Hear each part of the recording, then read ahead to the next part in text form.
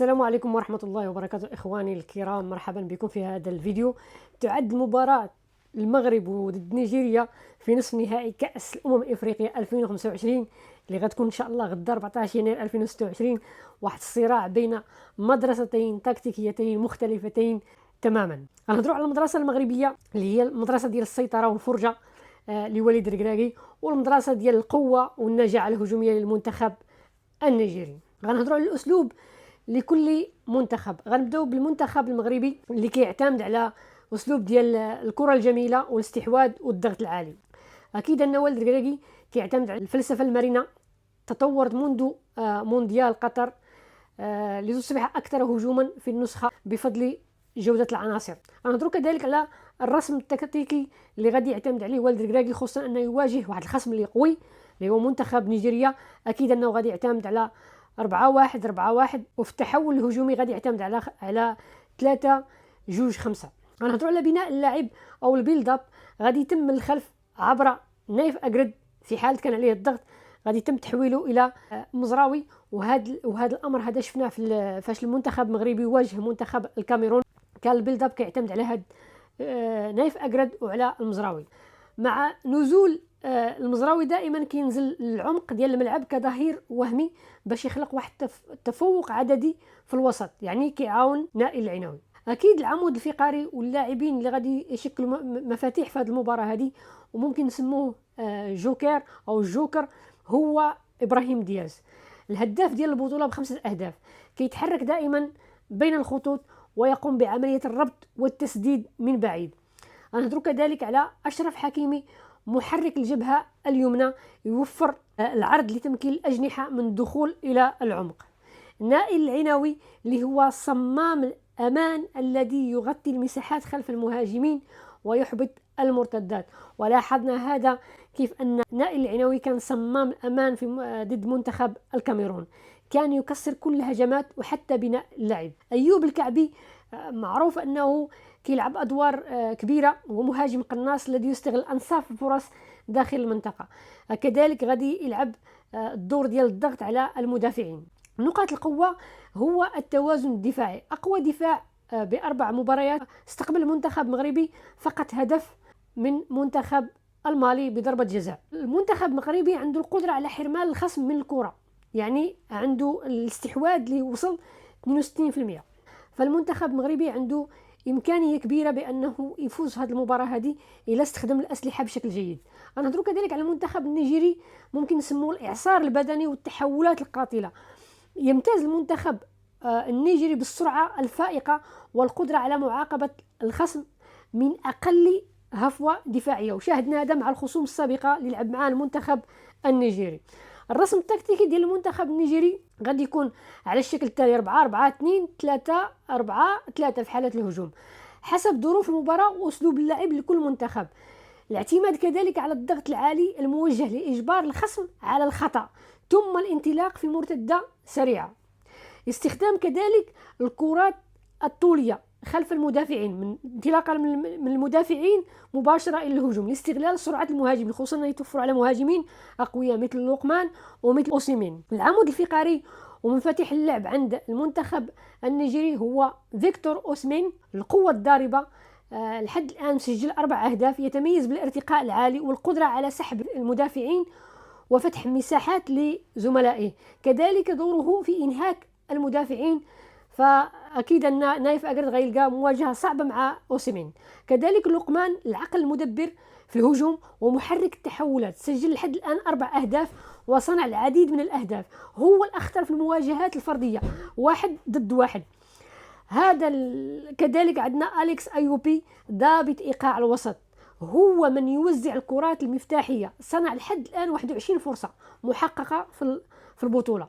فإذا المنتخب المغربي قدر أنه يمسك هذه مفاتيح اللعب اللي هو لقمان وأوسيمين وكذلك أيوبي هو الخطير جدا، لأنه هو الذي يفعل تلك الترانزيشن أو التحولات السريعة من الوسط إلى الهجوم. كذلك ممكن نتحدث على صخرة الدفاع اللي هو كالفين باسي، مكلف بالرقابة ديال المهاجمين وكيدير بشكل جيد الرقابة اللصيقة.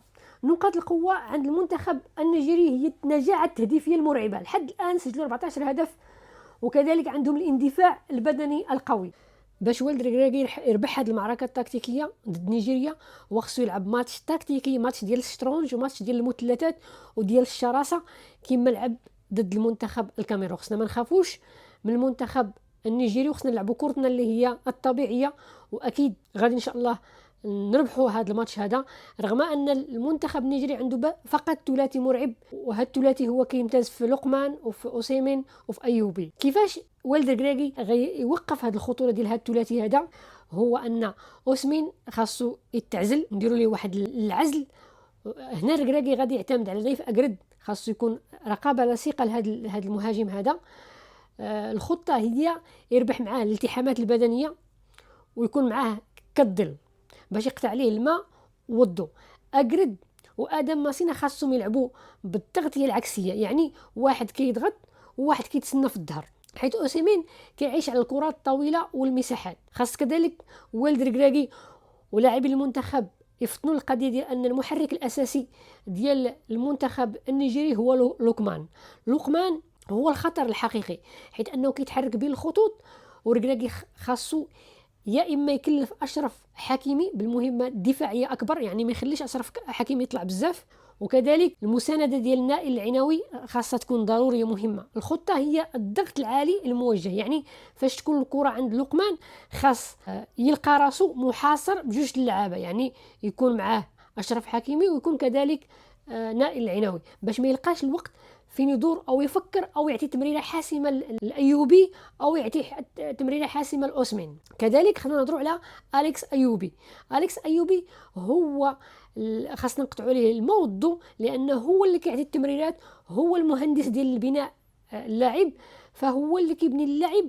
فخاص ركراكي غيدفع بلال الخنوس والصباري، يعني يا اما يكون عليه تناوب، يا اما الخنوس يا اما الصباري، باش يضغطوا عليه يديروا ليه بريسينغ، الضغط العالي، باش انه فاش يتسلم الكره يلقى راسه محاصر.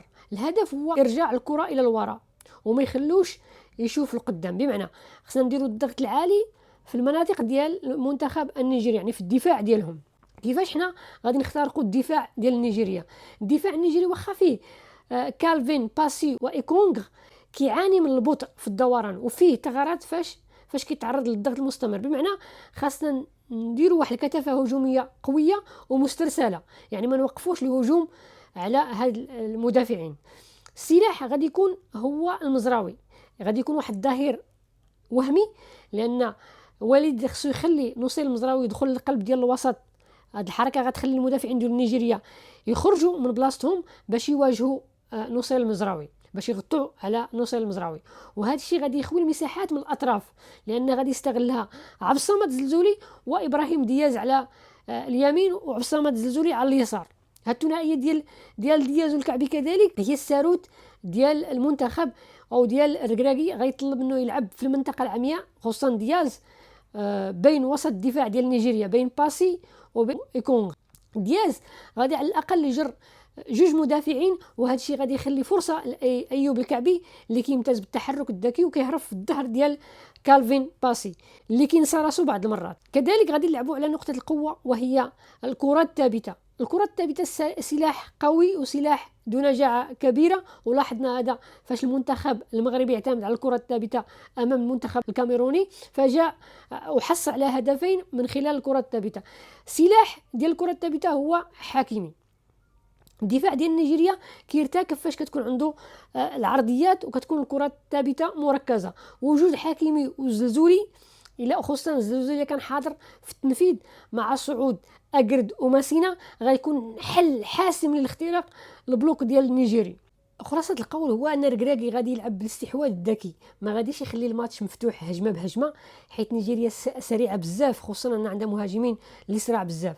غيبني اللعب ببطء باش يجر نيجيريا تخرج من الدفاع ديالها، وفاش يلقى الثغره خاصو يضرب بالسرعه ديال دياز وديال الزلزولي. بين قوسين هو ان ركراكي خاصو يركز بزاف على الرياكشن، بمعنى الضغط العكسي، يعني فاش تدي علينا الكره خاصنا نرجعوها في المناطق ديالهم وفي اقل وقت، باش ما نعطيوش فرصه للايوبي يطلق الصاروخ ديالو او يعطي تمريرات بينيه للقمان او اسمن، لان كيف قلت لكم هاد ثلاثي الرعب لا قطعنا عليهم الضوء والماء اكيد ان المنتخب المغربي غادي يفوز بهذه المعركه هذه، وغادي يفوز ان شاء الله بهذا الماتش هذا. لذلك ان شاء الله كنتوقع نتيجه نهائيه لهذه المباراه هذه، يا اما 3-1 يا اما 2-1، اكيد الفوز للمنتخب المغربي. حياكم الله، كان معكم عدنان محمد.